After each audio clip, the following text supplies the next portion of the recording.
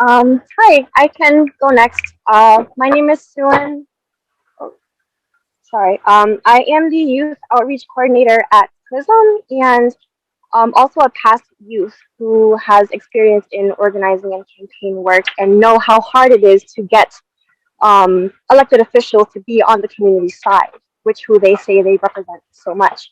Um, while Akeem and others were, you know, talking about the data that's recorded and why SROs are, negatively impact our youth, I also want to take account like the unrecorded data, right? Because I know people who still suffer from PTSD from having police in their schools before.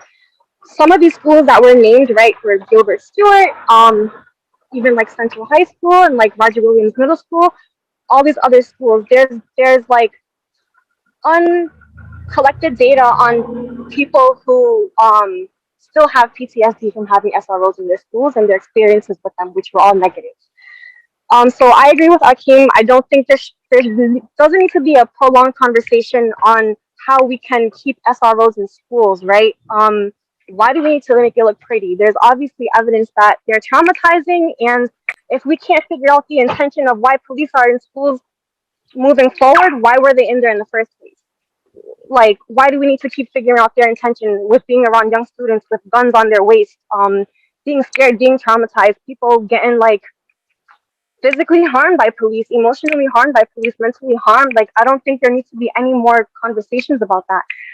And I hope that the data that was collected and we will be presented to the public can help steer RIDE and others onto removing SROs and not stalling with these unnecessary prolonged conversations when there's obviously youth who are here to speak and present to you that data.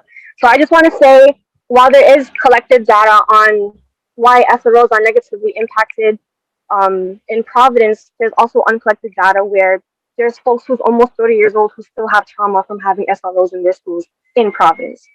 One of them being my partner, which he doesn't speak a lot about, but I know it's still traumatizing. He brings it up time to time. And this was at Gilbert Stuart, where a cop spit in his face. So I'll just put that there. Thank you.